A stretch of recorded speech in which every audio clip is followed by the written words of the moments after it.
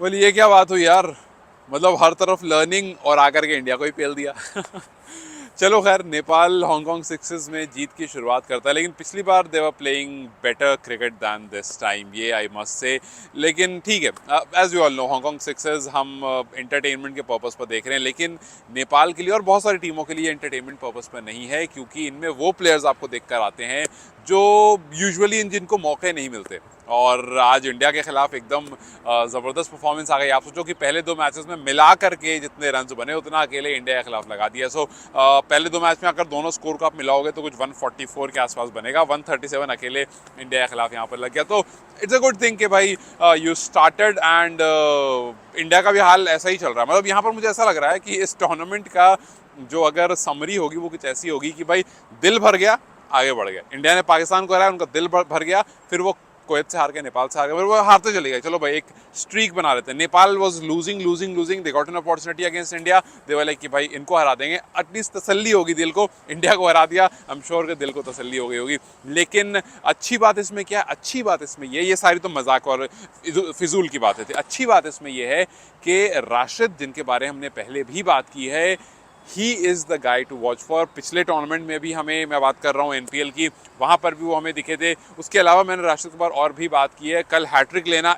वैसे टूर्नामेंट में जहाँ पर बॉलर के लिए कुछ नहीं है, कुछ भी नहीं है बॉलर्स के लिए, वहां पर आकर के अगर 3 बॉल में आप 3 विकेट निकालते हो, it is indeed a big thing. And Chetan Sharma ने कहा भी, चेतन शर्मा जिन्होंने इंडिया के लिए वर्ल्ड कप में हैट्रिक ली थी, उन्होंने कहा भी कि भाई मैंने साइन बॉल उस लड़के को दी है, क्योंकि ऐसे टूर्नामेंट में आकर के अगर आप हैट्रिक लेते हो जहां पर बॉलर्स के लिए वाकई कुछ भी नहीं है, तो yes it is a big thing. और संदीप जोरा भाई, देखो यार, पता है मेरे दिमाग में बस एक चीज़ इन मैचेस को देख कर कहते हैं, हालांकि वी ऑल नो कि यार छोटा ग्राउंड है। अब मैंने आपसे कल जब मैं हांगकांग सिक्सेस के बारे में बात कर रहा था सुबह में, तो मैंने आप लोगों से बात मेंशन की थी कि there is a good chance कि आप आदिल को ज़्यादा रन करते हुए ना देखो, क्योंकि Adil is all about power hitting. यहाँ पावर हिटिंग का मतलब ही नहीं है। आदिल को ये समझना पड़ेगा कि भाई हर जगह आप अलग तरह की क्रिकेट खेलते हो, आप मैदान बदलता है, जगह बदलती है, लोग बदलते हैं, सब कुछ बदल जाता है। आप एक स्टाइल की क्रिकेट हर जगह नहीं खेल सकते हो। एक और चीज़ मैं आपको बताता हूँ, there is a very good chance कि यहाँ पर आपके रोहित पटेल जो हैं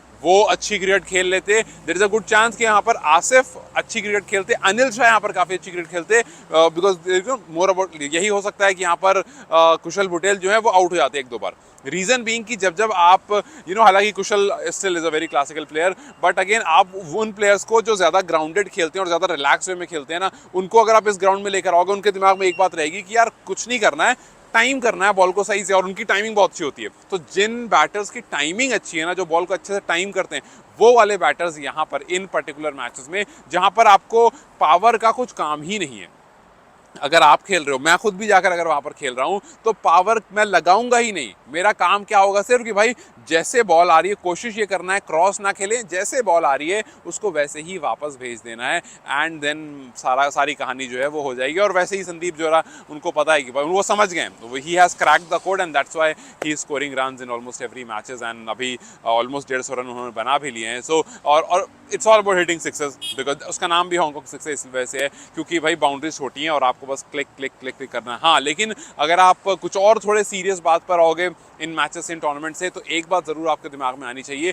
कि यार इन मैचेस को देख करके, या फिर एनपीएल में भी ये बात मैं जरूर करूंगा कि इन मैचेस और इन टूर्नामेंट को देख करके ये बात तो समझ में आती है कि नेपाल के पास स्किल सेट की कमी नहीं है, टैलेंट की कमी नहीं है। हालांकि आई नो कि मैचेस हारे, साउथ अफ्रीका से हार गए, श्रीलंका से हार गए, छोटे छोटे रन 80s 50s में रन बन के हार गए, लेकिन हमें ये तो खूब पता है कि भाई टैलेंट की कमी नहीं है। होता है ना, आप एक चीज़ होता है कि यार अपनी क्रिकेट पर बहुत काम करना है, क्योंकि हमारे पास वो स्किल सेट नहीं है। प्रॉब्लम ये नहीं है कि आपको अपनी क्रिकेट पर बहुत काम करना, आपका स्किल सेट नहीं है। प्रॉब्लम ये है कि आपको स्किल समझ करके उसको ग्रूम करना पड़ेगा। भाई आपके पास अच्छे अच्छे प्लेयर्स हैं, ऐसे ऐसे प्लेयर्स हैं, जैसे ऐसे प्लेयर बांग्ला, हाँ ये मैं ज़रूर बोलूँगा कि नेपाल के पास फास्ट बॉलिंग यूनिट नहीं है। I will be very honest to you guys के नेपाल को जिसको जो निकालना है, देखो नेपाल के पास बैट्समैन है, उनके पास पावर हिटर है, उनके पास क्लासिकल बैट्समैन है, लॉन्ग फॉर्मेट शॉर्ट फॉर्मेट दोनों बैट्समैन है, स्पिनर्स उनके पास हैं, विकेट कीपर उनके पास, तो उनके पास, हाँ उनके पास एक कोई चीज़ नहीं है, तो वो है फास्ट बॉलिंग यूनिट। और उसके लिए नेपाल को मेहनत करनी, बाकी चीज़ें जो है वो आपको सिर्फ उसका सिस्टम बनाना पड़ेगा, चीज़ें ऑटोमेटिकली क्लियर हो जाएंगी। आपको ये समझना पड़ेगा कि भाई ये जो पूरा एक पूल हमें दिखता है आपको एनपीएल में या फिर हांगकांग सिक्सेस में, वी ऑल नो कि हांगकांग सिक्सेस को कोई भी सीरियसली नहीं लेता है, लेकिन ये जो पूरा पूल दिखता है आपको प्लेयर्स का, आप एटलीस्ट में ये पिक कर सकते हो कि कौन सा प्लेयर इसमें ग्रूम करने पर कुछ बढ़िया क्रिकेट खेल जाएगा। लेकिन फास्ट बॉलिंग जो है उस पर नेपाल को अलग से हेड कोच लाने पड़ेंगे, अलग से अकेडमीज में उन पर ध्यान देना पड़ेगा, उनके लिए अलग से उनकी एक्सरसाइज, उनकी डाइट, ये सब उस पर थोड़ा सा अलग से काम करने की ज़रूरत है। लेकिन apart from that I am very sure of this कि भाई अगर नेपाल का बस सिस्टम थोड़ा सा ठीक हो जाए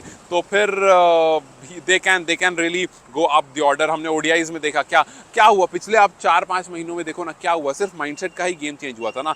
ओडीआईज में हमें फिर से लगा कि यार वापस से हम वही उसी पुराने पोजीशन में चले गए। जब स्टुअर्ट लॉ आए उसके बाद जो माइंडसेट हमें बदलता हुआ दिखा उसका हमें असर दिखा, लेकिन जब वापस से इस पर्टिकुलर ओडीआई सीरीज को आप उठा करके देखोगे तो आप एक चीज़ नोटिस करोगे कि यहाँ पर वो वाला इंटेंट नहीं आ रहा था प्लेयर्स की तरफ से, और वही रीज़न था कि आप धीरे धीरे बैकफुट पर जाते गए और ऑलमोस्ट हर मैच में आपने अपने ऊपर प्रेशर लिया, प्रेशर लेकर के आप आउट होते चले गए। इन मैचेस में आप मोर और लेस यही चीज़ देखोगे, मैच छोटा हो, 6 ओवर का हो, 20 ओवर का हो, 50 ओवर का हो, उसका एक स्टाइल होता है। अगर आप वो स्टाइल से आप हटते हुए देखते हो तो फिर आप उसमें काफ़ी सारे फ़र्क जो है वो देखने लगते हो। खैर एनपीएल बहुत पास आने वाला, इन हांगकांग सिक्सेस से थोड़ी सी और फैंस की जो एक्सपेक्टेशंस हैं वो काफ़ी ज़्यादा बढ़ भी गई होंगी, विच इज़ प्रीटी ऑब्वियस कि भाई जो प्लेयर्स यहाँ पर आकर के रन्स कर रहे हैं, हालांकि ऐसा नहीं है कि जो रन्स नहीं कर रहे हैं उनके बारे में ऐसा मत सोचना कि ये रन्स नहीं कर रहे हैं एनपीएल में फ्लॉप हो जाएंगे, बिकॉज ये वाली क्रिकेट और जो रेगुलर क्रिकेट होती है उसमें काफ़ी फ़र्क होता है। और बहुत सारे प्लेयर्स होते हैं जो यहाँ पर अच्छा कर पाते हैं, बहुत सारे नहीं भी कर पाते। सो इनसे आप ज़्यादा उसको रिलेट मत करना, बस ये वाली क्रिकेट को देखो, इन्जॉय करो, सिक्सेस, फोर्स, विकेट्स और प्लेयर्स को एंजॉय करो, लेकिन इससे उसको रिलेट मत करना कि यार यहाँ पर वो खराब है तो वो वहाँ भी खराब होगा, यहाँ पर ये बहुत अच्छा है तो वहाँ पर ही बहुत अच्छा होगा। हाँ ये ज़रूर है कि भाई जो आपका संदीप जोरा जैसा प्लेयर है, और हमने पहले भी देखा, ऐसा नहीं कि पहली बार वो रन कर रहे हैं, आपके पास और ऐसे प्लेयर्स हैं तो आप इनको यूज़ करो, इनको आप स्क्वाड में लेकर जाओ, इनको आप मैचेस दो सो दैट अब उनको भी मौके मिले। वही सेट ऑफ, बस नेपाल को ये करना पड़ेगा, वो सेट ऑफ 11 प्लेयर जो नेपाल ने रखे हुए हैं ना उसको थोड़े से चेंज करने की ज़रूरत है और प्लेयर को इंट्रोड्यूस करने की ज़रूरत है। पिछले 4-5 साल, 3-4 साल से जो प्लेयर लगातार चल रहे हैं, एक आध दो प्लेयर आप रिप्लेस होते हुए देखते हो, वहाँ से मुझे लगता है थोड़ा सा नेपाल को अपना वो पूरा सिस्टम चेंज करने की ज़रूरत है। बहुत सारे और भी प्लेयर्स हैं, खास करके लंबे फॉर्मेट के लिए और छोटे फॉर्मेट में भी कुछ चेंजेस की ज़रूरत है। सो इन मैचेस से लेट्स होप कि आपको कुछ और निकल कर आए, और खास करके इसके बाद जो होने वाली सीरीज़ है जो नेपाल प्रीमियर लीग है उससे कुछ निकल कर आए। हालांकि उसका शेड्यूल अभी तक आउट नहीं हुआ है, उसका शेड्यूल आउट हो तो थोड़ा सा हम भी प्लानिंग करें कि भाई कैसे क्या करना है क्या नहीं करना है।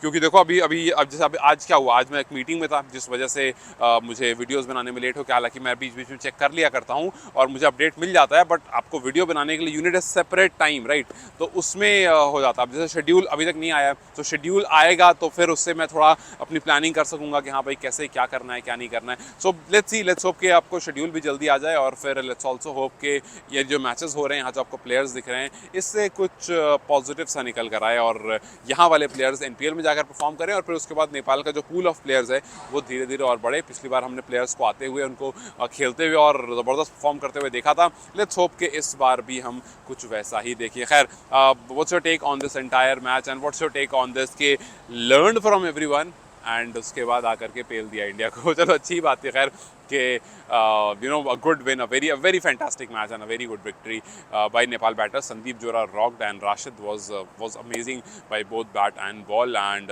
बढ़िया लगा देख करके। Let's hope कि आगे ये continue रहे. Till then you guys take care. I'll see you very soon.